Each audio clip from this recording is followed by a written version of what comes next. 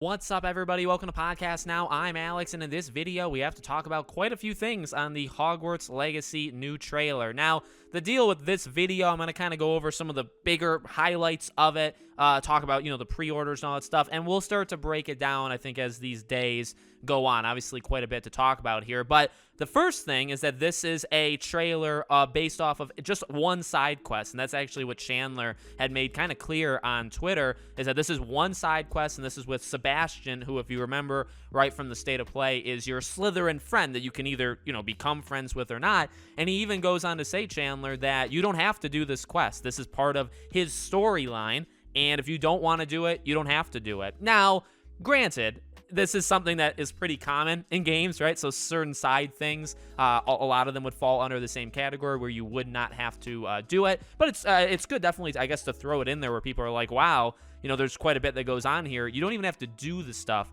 that's in this trailer, which is, it is pretty cool. So obviously that's like the top-down overview, but then when you get into it and you see what's going on, so this is basically choosing the dark path of this side quest. So not only is this a side quest that you could choose to do or not do, but it's also a side quest that this is the one option, right? You hear Sebastian say in the trailer that he can either teach you the Cruciatus Curse or he'll do it on you. Now, I wonder, choosing the good option there would be saying like, hell no, like I'm not going to do it. And would he then do it on you, or would he kind of hold, I guess, like restrain himself?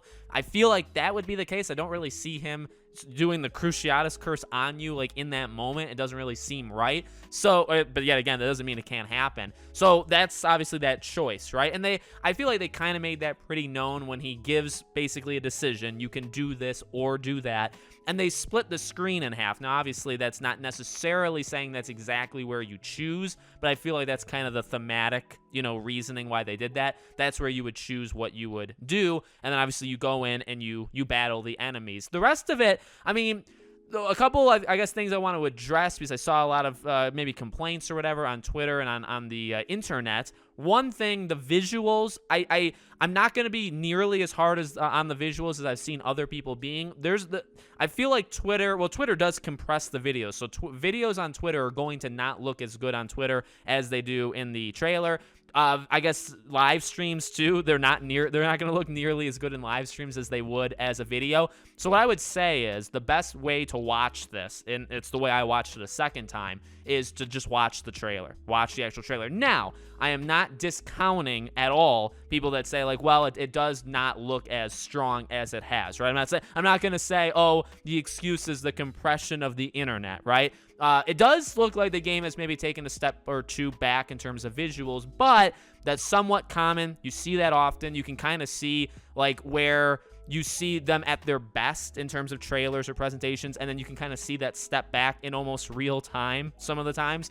There's still months to improve. There's still months to get better. I'm really not that worried, to be honest with you, in terms of visuals, because number one, I don't think they look nearly as bad as some people are making out to be, and number two, I think whatever the step down, they can kind of be resolved. But I would definitely give, it doesn't look visually as detailed as we've seen in the past, but it does definitely look better in like the trailer than it would on a live stream or things like that. The other thing I want to address is the voice acting. So the voice acting, I wouldn't necessarily say like concerns me or worries me, but it's not all that great. That is one thing that I would definitely say. Now, again, a couple things to keep in mind. This is all taken out of context. These are very clearly, and you can tell as the trailer goes on, they're lines that the characters are going to be saying to each other out of context. Like it's one line here, then it could be the other character talking 5 minutes later, and it's another line that, So there is that. Now, one thing, though, I want to address with that is while I definitely would acknowledge that argument,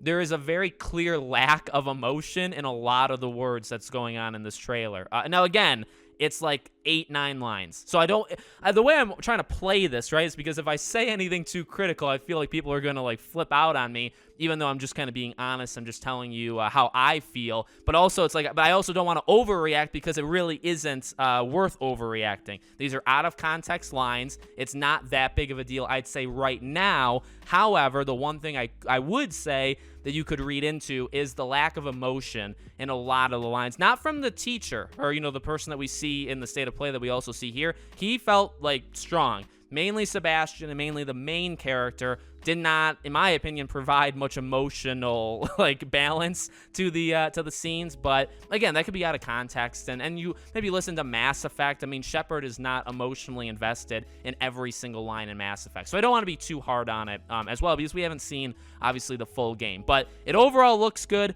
Tomorrow is the collector's edition reveal. They're going to do that on Twitter, so that's one final thing to kind of know. Pre-orders open the day after, so pre-orders are the 25th. The collector's edition reveal is tomorrow. Obviously, they showed at the end of the trailer the deluxe edition that comes with the 72 hours early access. So we're in for, I would imagine, 2 to 3 days of a lot of stuff for Hogwarts, probably 2 days of a lot of stuff for Hogwarts Legacy. And then next Thursday is Return to Hogwarts Day, in which I would expect quite a bit from this game. So buckle up, because this was kind of, I think, the start to obviously this kind of fast and furious finish. But let me know what you guys thought about the trailer in the comments. Make sure you guys are subscribed, bell icon turned on so you know when all these videos go up. If you want to follow or support me anywhere else, all my social media is in the description below. Thank you guys for watching, and I'll see you all on the next one.